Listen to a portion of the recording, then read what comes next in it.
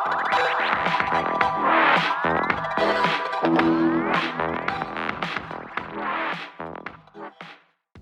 to my channel. Today we are going to be talking about how to stay in your power, in control when someone is coming at you hot.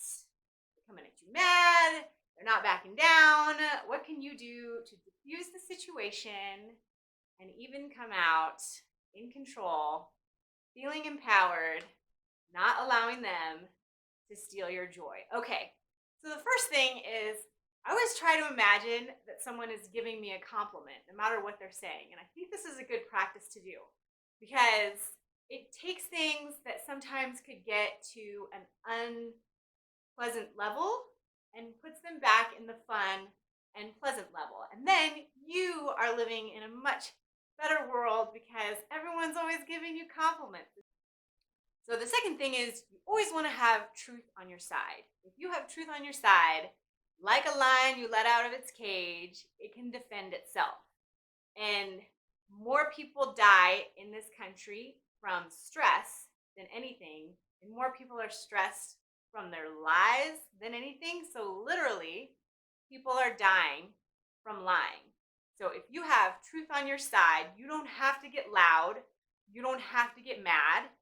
You can just state your truth or the truth, and then nobody can argue with that because it is the truth. Now, you can think that it's true and it's not. There's a lot of situations where people are butting heads and both of them think that they're right.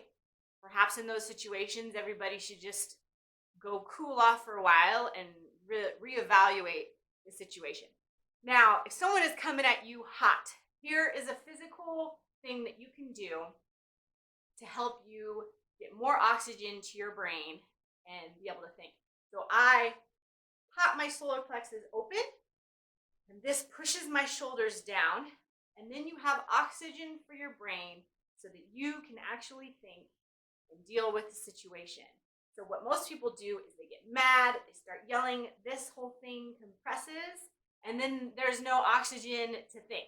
So pop this open, stay in your power, and then you can assess the situation and properly think. Another thing that I do is I synthetically induce small amounts of stress to work on it incrementally, just like a workout. Okay, so you watch, they're called Karen.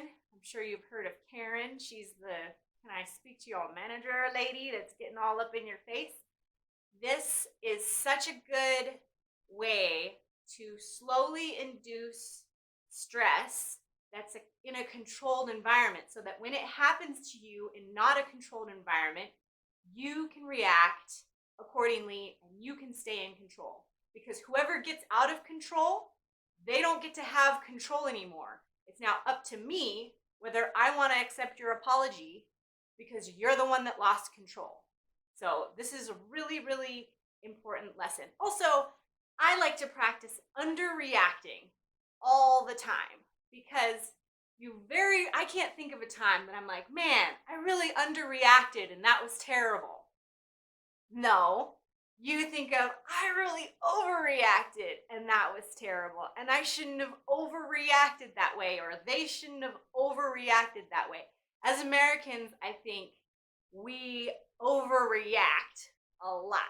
So something that you can practice is underreacting. And partly what I do is not use my face as much as possible. Now, you want to be authentic with people and you want to show up and be present, but that doesn't mean that you have to squinch your eyebrows together. And what this does is over time, you won't have so many wrinkles. Bonus. And also, it helps you not get emotionally involved in other people's stuff. So you're staying in your power because you're not buying in with your face. And that's a much better poker face, So they can't quite tell what's going on. Now, other people don't practice this, and you can tell they're telegraphing what's going to be happening. And you want to make sure you're aware of that because stuff can get out of hand very, very quickly, especially with the police police involved or any sort of weapon or people getting in your face about not wearing a mask or wearing a mask or whatever is going on, okay? Okay, so another thing that's really important is maintaining situational awareness. That's watching other people's faces, that's knowing where the exits are, that's knowing what's behind me, that's knowing what's around me, and making sure that, because sometimes the person that's in your face is not the person that's going to come up and punch you in the back of the head, okay? I'm not saying that that's going to happen. I'm not saying that that's not going to happen.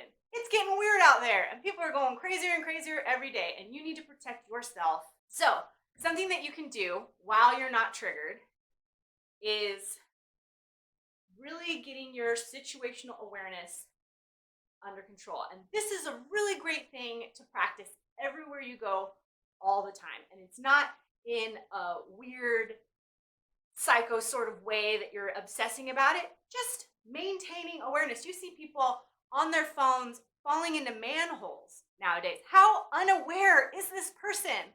Oh my gosh, they're just totally, someone could come up and do whatever they want to them because they're not paying attention at all. That's dangerous. That's not a good place to be. You want to be aware of yourself, aware of what's going on around you, and aware of the other people around. So I hope this video helped, and I hope next time someone comes at you hot, you are able to stay in control, cool, calm, and collected, in your power, practicing not using your face muscles. Only for good things. We want smile lines, not frowny lines. Come on now, people. If you enjoyed this video, please like, share, and subscribe. Mwah!